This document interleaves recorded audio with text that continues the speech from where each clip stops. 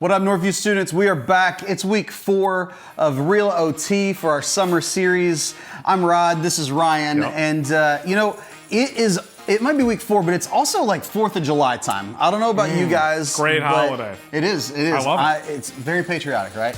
And so I love a good fireworks show, all right? I grew up in a place where you got like one of the largest fireworks displays in the country every single year. Look out, Tennessee. Easy guy. You insulted South Dakota a few weeks ago, so I'm getting back at you. I don't want to hear it. Don't talk about the homeland. Right. Anyways, we're talking about the fact that like it's 4th of July time, right? Yep. We get to see good fireworks displays, hopefully. Yeah. And so hopefully you get to enjoy one or got to enjoy one. Ryan, I want to know what you think about and like what your favorite things about fireworks shows are. Well, first off, Rod, I hate fireworks displays, and let me tell you why. You're literally sitting there for like 35 minutes. Pause. What? Very unpopular opinion right now. Okay, fine, whatever. You know what? Wolves don't care about the opinions of sheep, so.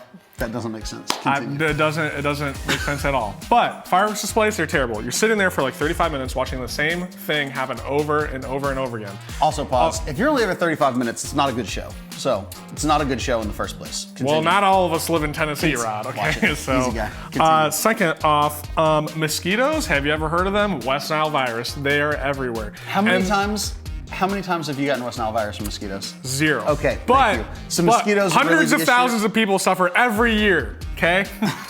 So mosquitoes are number 2. And then also thirdly, there's always that couple like right in front of you, like on their blanket, and they're not watching the fireworks in the sky. They're watching like the fireworks between them. That's they're true. You're right there. That one's true. I'll give you that one. It's horrible. So I hate But they're so patriotic. Yeah, well, you know what else is patriotic? George Washington's farewell address. Yeah, definitely, sure. Though, in reviewing the incidents of my administration, I'm unconscious of intentional error. I nevertheless too sensible think not to consider my defects something intentional. Okay, I forget it all, but you know, it's patriotic. Okay? Sure. So are fireworks shows. No, all right. So are fireworks. So it's George Washington. Anyways, we are in week 4 of Real O.T. and we're talking about Daniel and the Lion's Den this week. Ooh, like the VeggieTales version. I don't know. Oh no, what we gonna do? The king likes Daniel more than me and you. Oh no, what we gonna do? We gotta get him out of here. Bum, bum, bum. We're talking about week 4 of Real O.T. and it is Daniel and the Lion's Den, so you guys enjoy.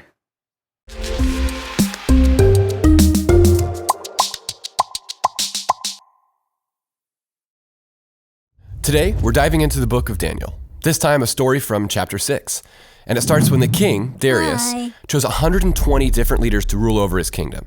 And one of those guys was named Daniel. And pretty soon he was doing his job so well that Darius wanted to make Daniel the one guy to rule over the whole kingdom. Oh. What a guy. Man, someone like that probably gets all the ladies and has a ton of friends. Woohoo! Hashtag stud. Well, actually, since King Darius liked Daniel so much more than everyone else, it made everyone else jealous. So really, Daniel had no friends at all, and that included the ladies. Oh. These guys ended up going to King Darius and playing off his ego, convincing him to sign a law that said for 30 days, it was illegal for anybody to pray to anything except the king.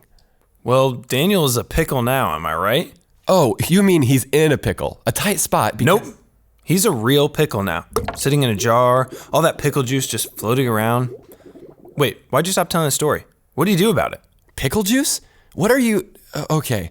Anyways, Daniel heard the law and went to pray to God anyway. But the other leaders got just what they wanted out of it. Since the king had already signed the law, there was nothing he could do to stop it, even though he liked Daniel and wanted to save him. Oh. Daniel is a pickle for sure now. Well, again, if you mean that he's in a pickle, you're right. Because the king had no choice but to follow through, which meant that Daniel was thrown into the den of lions. He was supposed to be devoured in there. Oh, wow, that's pretty serious. Kind of heavy, don't you think? And who would have guessed that lions like pickles so much? It was serious, actually. And what is your problem with pickles, man? Just drop the analogy, okay?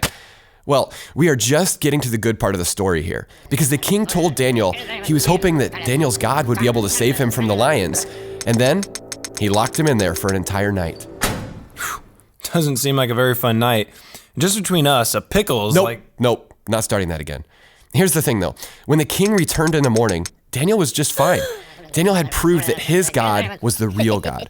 And through Daniel's obedience, the king put out news to all of the nation that Daniel's God was the God who lives forever and rescues and saves. Pretty awesome. Pretty awesome? How about incredibly awesome? I mean, that God could use a pickle like Daniel to spread truth about himself? Dude, this isn't VeggieTales. There are no pickles in this story. Okay. Why did you just tell me that from the beginning? I've told you that every single time you mention a pickle. Pickles? Dude, I don't even like pickles.